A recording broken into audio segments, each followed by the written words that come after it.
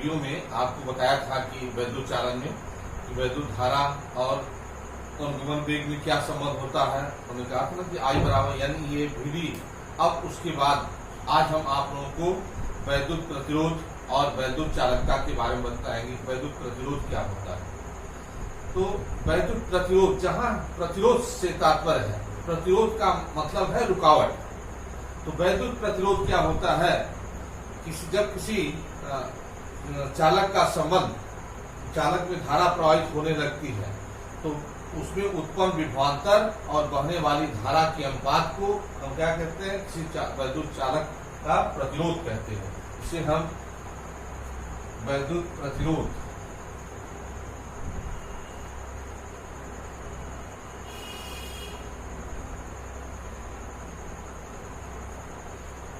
Electrical resistance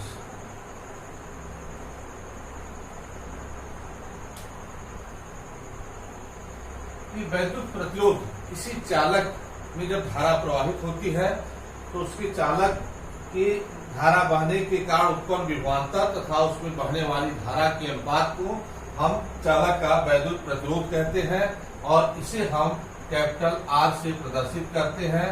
R बराबर V upon I। V क्या है, विभवांतर है। I क्या है, वैद्युत धारा है। इसका मात्रक वोल्ट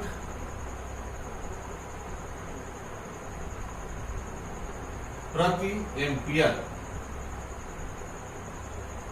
इसे ही ओम कहते हैं। इसे हम क्या कहते हैं, ओम कहते हैं। इसका मात्रक क्या होता है, ओम होता है। और इसका बीमी सूत्र अगर हम निकालें तो ये इसका बीमी सूत्र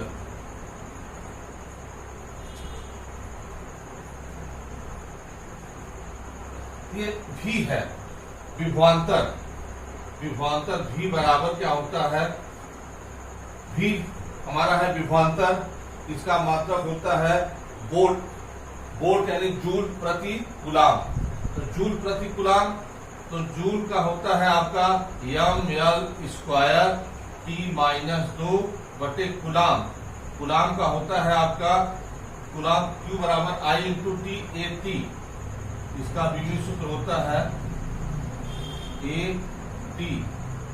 अब I ये है आपका कूलाम और कूलाम प्रति, तो इसका जो बीमी सूत्र होता है हम देखेंगे कि विभवांतर का जूल प्रति कूलाम, तो जूल का क्या होगा ml² T-2 और कूलाम का AT और अपान धारा का हो जाता है A। ये हो जाता है आपका ml²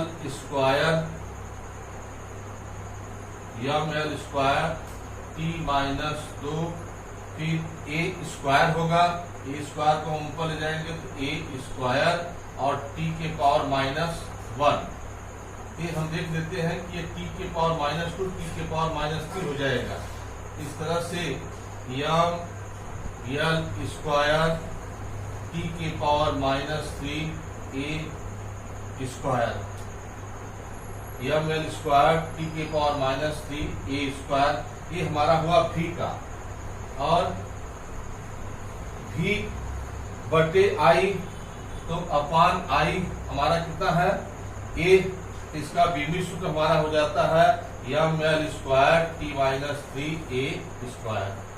तो आपने देखा कि R बराबर V अपान I, ये हमारा मिला। इसका बीमी सूत्र ml² T-3 A²। ये है आपका वैद्युत प्रतिरोध। अब इसी का जो व्युत्क्रम होता है, उल्टा होता है, उसे हम कहते हैं वैद्युत चालकता। तो वैद्युत चालकता क्या होती है, वैद्युत चालकता या इसको हम कहते हैं इलेक्ट्रिकल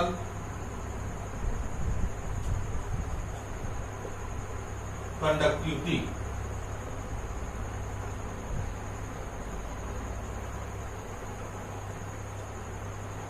अभी हम लोगों ने देखा था कि वैद्युत प्रतिरोध ये V/I होता है, जबकि वैद्युत चालकता क्या होती है? वैद्युत प्रतिरोध के व्युत्क्रम को ही हम वैद्युत चालकता कहते हैं।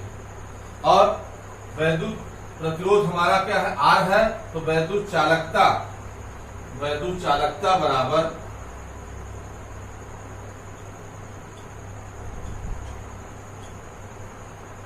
ये हमारा हो जाता है 1 बटा प्रतिरोध R। और इसका जो मात्रक होता है ओम इनवर्स, इसका मात्रक होता है ओम इनवर्स, या इसे ही मोह कहते हैं, या इसे ही हम साइमन भी कहते हैं। तो आपने देखा कि वैद्युत चालकता का मात्रक ओम इनवर्स या मोह या साइमन भी हम इसे कहते हैं। अब आता है आपका ओम का नियम। ओम का नियम क्या होता है? ये आपने देखा कि मात्रक इसका वैद्युत प्रतिरोध का ओम है। तो ओम एक वैज्ञानिक का नाम होता है, उनका नाम है जॉर्ज साइमन ओम। इन्होंने वैद्युत प्रतिरोध, वैद्युत धारा तथा विभवांतर का अध्ययन करने के बाद एक जो है नियम दिया, जिसे हम जो है ओम के नियम के नाम से जानते हैं। इसको बच्चे चाहे तो नोट करना चाहते हैं तो आप नोट कर लें। अभी आप लोगों ने देखा कि वैद्युत प्रतिरोध क्या है, वैद्युत चालकता क्या होती है। अब है ओम का नियम। ओम का नियम आप पिछली कक्षाओं से ही पढ़ते आ रहे होंगे। ओम का नियम क्या है कि यदि किसी चालक की भौतिक अवस्था जैसे ताप, दाब तथा आयतन, ये भौतिक अवस्थाएं हैं, उसमें अगर कोई परिवर्तन न किया जाए तो चालक के सिरों के बीच उत्पन्न विभवांतर तथा उसमें बहने वाली धारा का अनुपात एक नियतांक है। और वो नियतांक क्या होता है? वही प्रतिरोध होता है, जिसे हम कांस्टेंट कहते हैं, वही हमारा प्रतिरोध होता है। या हम यूं कह सकते हैं, यदि किसी चालक की भौतिक अवस्थाएं अपरिवर्तित रहे तो उसके सिरों के बीच उत्पन्न विभवांतर तथा उसमें बहने वाली धारा एक दूसरे के अनुक्रमानुपाती होती है।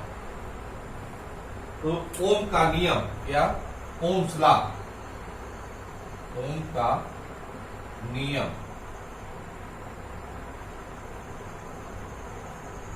ओम्स लॉ, ओम के नियम के अनुसार यदि किसी चालक की भौतिक अवस्था अपरिवर्तित रहे, भौतिक अवस्था का तात्पर्य है ताप, दाब और उसके आयतन से, मुख्यतः उसके जो है ताप ही प्रभावित करता है। तो उसके भौतिक अवस्था में अगर कोई परिवर्तन न हो तो उसके सिरों के बीच उत्पन्न विभवांतर तथा उसमें बहने वाली धारा का अनुपात एक नियतांक होता है। हमने पिछले वीडियो में आपको बताया था कि वैद्युत चालन में वैद्युत धारा और अनुगमन वेग में क्या संबंध होता है। हमने कहा था ना कि I बराबर यानी ये VD। अब उसके बाद आज हम आप लोगों को वैद्युत प्रतिरोध और वैद्युत चालकता के बारे में बताएंगे। वैद्युत प्रतिरोध क्या होता है? तो वैद्युत प्रतिरोध, जहां प्रतिरोध से तात्पर्य है, प्रतिरोध का मतलब है रुकावट। तो वैद्युत प्रतिरोध क्या होता है?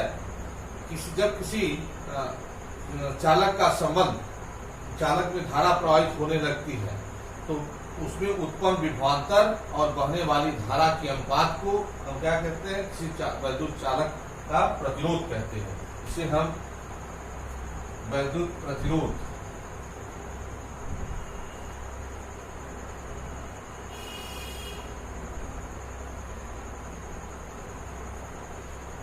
इलेक्ट्रिकल रेजिस्टेंस,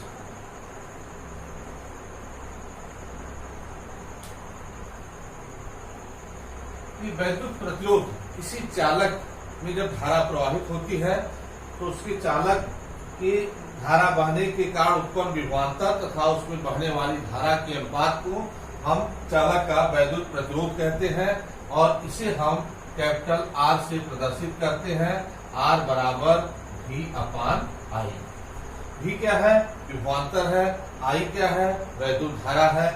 इसका मात्रक वोल्ट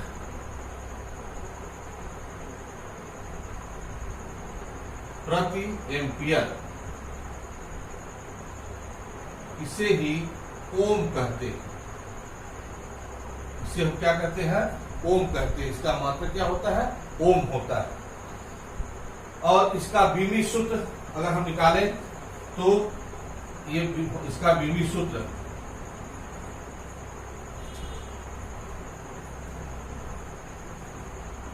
ये भी है विभवांतर। विभवांतर भी बराबर क्या होता है, भी हमारा है विभवांतर, इसका मात्रक होता है वोल्ट। वोल्ट यानी जूल प्रति कूलाम। तो जूल प्रति कूलाम, तो जूल का होता है आपका ml² T-2 बटे कूलाम। कूलाम का होता है आपका कूलाम Q बराबर I × T AT। इसका बीमी सूत्र होता है AT। अब I ये है आपका कूलाम और कूलाम प्रति, तो इसका जो बीमी सूत्र होता है हम देखेंगे कि विभवांतर का जूल प्रति कूलाम, तो जूल का क्या होगा ml² T-2 और कूलाम का AT और अपान धारा का हो जाता है A। ये हो जाता है आपका ml²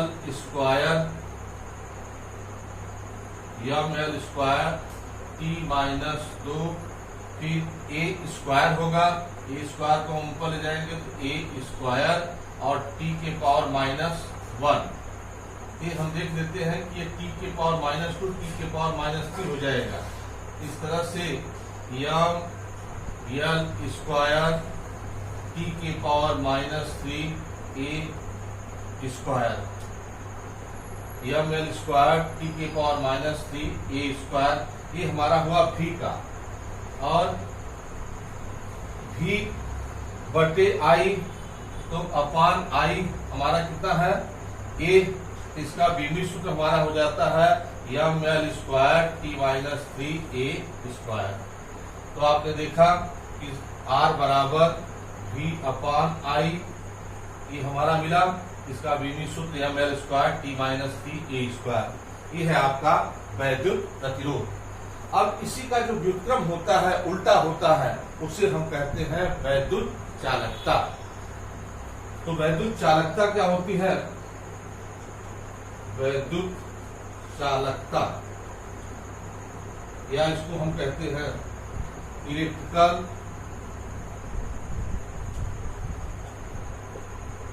कंडक्टिविटी।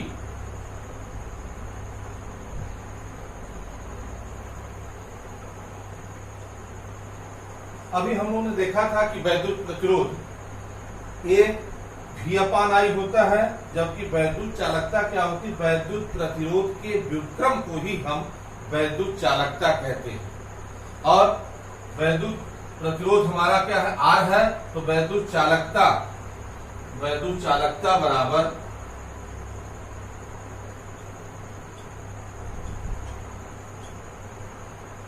ये हमारा हो जाता है 1 बटा प्रतिरोध R। और इसका जो मात्रक होता है ओम इनवर्स, इसका मात्रक होता है ओम इनवर्स, या इसे ही मोह कहते हैं, या इसे ही हम साइमन भी कहते हैं। तो आपने देखा कि वैद्युत चालकता का मात्रक ओम इनवर्स या मोह या साइमन भी हम इसे कहते हैं। अब आता है आपका ओम का नियम। ओम का नियम क्या होता है, ये आपने देखा कि मात्रक इसका वैद्युत प्रतिरोध का ओम है, तो ओम एक वैज्ञानिक का नाम होता है, उनका नाम है जॉर्ज साइमन ओम। इन्होंने वैद्युत प्रतिरोध, वैद्युत धारा तथा विभवांतर का अध्ययन करने के बाद एक जो है नियम दिया, जिसे हम जो है ओम के नियम के नाम से जानते हैं। इसको बच्चे चाहे तो नोट करना चाहते हैं तो आप नोट कर लें। अभी आप लोगों ने देखा कि वैद्युत प्रतिरोध क्या है, वैद्युत चालकता क्या होती है। अब है ओम का नियम। ओम का नियम आप पिछली कक्षाओं से ही पढ़ते आ रहे होंगे।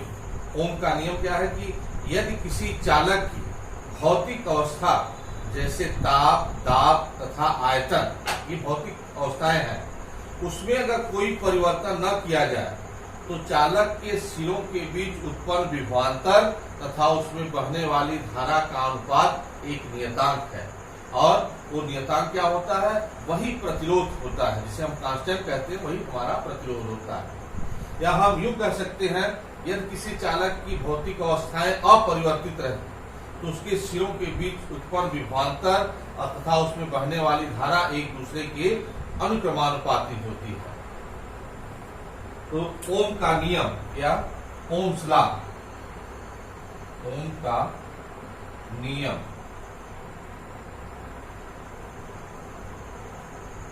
ओम्स लॉ, ओम के नियम के अनुसार यदि किसी चालक की भौतिक अवस्था अपरिवर्तित रहे, भौतिक अवस्था का तात्पर्य है ताप, दाब और उसके आयतन से, मुख्यतः उसके जो है ताप ही प्रभावित करता है। तो उसकी भौतिक अवस्था में अगर कोई परिवर्तन न हो तो उसके सिरों के बीच उत्पन्न विभवांतर तथा उसमें बहने वाली धारा का अनुपात एक नियतांक होता है।